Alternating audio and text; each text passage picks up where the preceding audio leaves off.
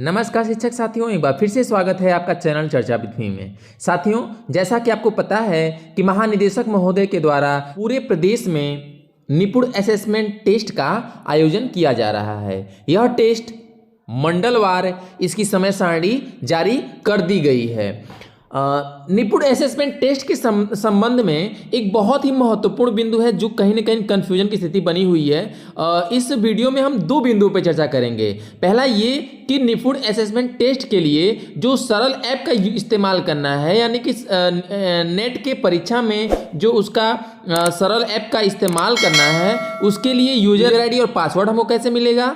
और दूसरा है जो यूनिक कोड है, बच्चों का जो यूनिक कोड है जो हमको भरना है वो कहाँ से मिलेगा। ठीक है, तो आइए इस वीडियो को शुरू करते हैं। देखिए, सबसे पहले अगर हम पहले बिंदु पे चर्चा करें कि जो हमें यूजर आईडी और पासवर्ड की अगर हम बात करें तो जब हम सरल ऐप आप खोलेंगे तो आप देखेंगे कि वहां पे दो बिंदु है। एक पहला है यूजर आईडी और पासवर्ड। तो इसमें दो बिंदु कहे जा रहे हैं। कुछ लोग कह रहे हैं कि इसका यूजर आईडी पासवर्ड जो है वह बीआरसी स्तर से आपको प्रोवाइड कराया जाएगा। कुछ लोग कह रहे हैं कि यूजर आईडी पासवर्ड में आपको एमडीएम की सूचना के लिए जो फोन कॉल आते हैं, जिस रजिस्टर्ड फोन कॉल पे उसका नंबर आपके यूजर आईडी और पासवर्ड दोनों में भरा जाएगा। तीसरा एक बिंदु कहा जा रहा है कि प्रेरणा पोर्टल को जब आप लॉगिन करेंगे तो सरल ऐप के लिए यूजर आईडी और पासवर्ड वहां पे उपलब्ध होगा। मैं आपको बहुत ही सत्यता के साथ बताना चाहूंगा कि इन किसी बात में कोई भी गलती नहीं है। पूर्णतः यह सारी बातें सही हैं। अब आप कहेंगे कि अगर सही है तो फिर मैं जब खोल रहा हूं अपना एमडीएम पे दर्ज मोबाइल नंबर से तो वो खुल क्यों नहीं रहा है। इसमें हो क्या रहा है साथियों कि पहले तो ये स्पष्ट चीज जान लीजिए कि जो सरल ऐप है उसमें समय समय पे परिवर्तन किए जा रहे हैं। ठीक है, यह मोबाइल नंबर एमडीएम और उसी के पासवर्ड को इससे भी खुला है और समय समय पे इसमें जो है जो पूर्व में कुछ मंडलों में परीक्षाएं हुई हैं अगर उसकी बात करें हम तो, और जो प्रेरणा पोर्टल पे है उस पर भी उसका यूजर आईडी और पासवर्ड दिखा है प्रत्येक विद्यालय के प्रत्येक अध्यापकों के लिए। ठीक है, तो सबसे पहले मैं आपसे एक आग्रह करना चाहूंगा कि आप अपने मंडल का जब एग्जाम है, यानी कि आपके मंडल में जब इसकी शेड्यूल होगा, समय सारणी में जब आपके मंडल का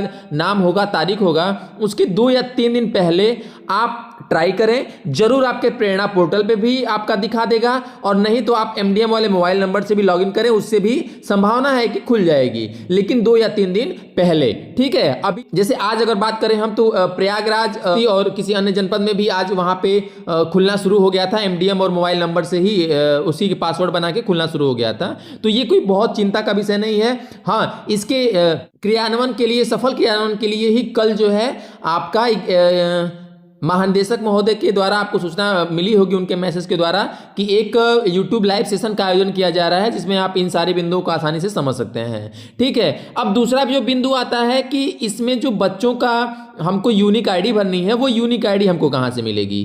तो यूनिक आईडी आपको जो है वह सरल ऐप पे ही उसका यूनिक आईडी दिखाना शुरू हो जाएगा।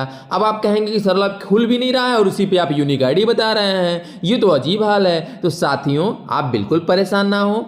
आप अपने प्रेरणा पोर्टल पे अपने मोबाइल से लॉगिन करिए। वहाँ पे जैसा कि आपको पता है कि सारे रजिस्टर्ड बच्चों का वहाँ पे नाम, पिता का नाम, माता का नाम, आधार नंबर, ये सारे विवरण है। उसी में आपका यूनिक आईडी भी, यूनिक नंबर भी दिया हुआ है। बच्चे के सामने यूनिक नंबर जो है उसी को यूनिक आईडी, यूनिक नंबर कहा जा रहा है। अब आप एक काम ये कर सकते हैं कि आप परीक्षा, अगर आप में समय है तो आप बहुत ही महत्वपूर्ण काम ये करिए कि उस बच्चे का नाम और यूनिक आईडी, इन दोनों को आप एक कॉपी पे लिख लें और जब सरल ऐप खुलने लगेगा तो उसे मिला लीजिएगा और इससे आपको भरने में ओएमआर सीट आसानी होगी। ठीक है, तो ये यूनिक आईडी के संबंध में हो गया।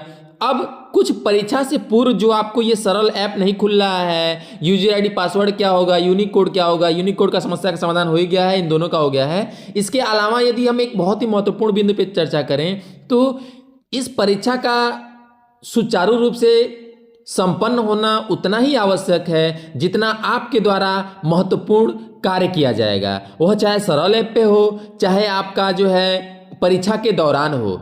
और परीक्षा के दौरान सरल ऐप के आपकी जिम्मेदारी और परीक्षा सुचारू रूप से संपन्न कराने आपकी जिम्मेदारी के साथ साथ बच्चों को परीक्षा के लिए बेहतर ढंग से तैयार कराना भी आपकी जिम्मेदारी है। इसके लिए आप ये काम करिए कि पूर्व में जो जिन मंडलों में परीक्षा हो गई है, विभिन्न ग्रुपों में आपके पास भी वह परीक्षा के प्रश्न पत्र, टेस्ट के प्रश्न पत्र आपके पास पहुंच चुके होंगे। उन प्रश्नों के साथ कुछ जनपदों ने अपने स्तर से अभ्यास प्रश्न जारी किया हुआ है नेट के लिए।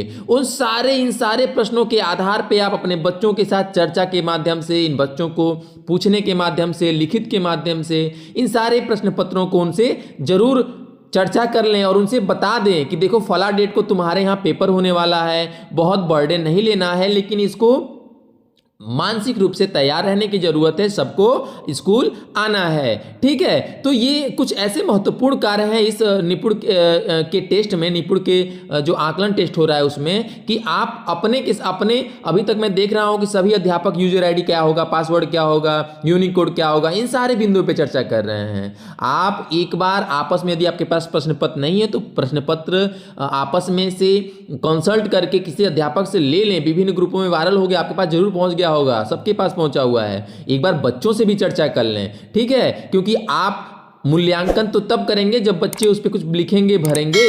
ठीक है, तो वो आपके बच्चे हैं, उनको इन परीक्षा के लिए भी तैयार करें। उसके बाद सरल ऐप तो आसानी से उसका काम, उसके संबंध में विभिन्न प्रकार के आपको प्रशिक्षण और विभिन्न प्रकार की जानकारियां बीआरसी स्तर से, महानिदेशक स्तर से और आपके एआरपी महोदय के स्तर से भी आपको जानकारियां दे दी जाएंगी। ठीक है, तो इस वीडियो में बस इतना ही, मिलते हैं अगले वीडियो में, तब तक के लिए नमस्कार शिक्षक साथियों।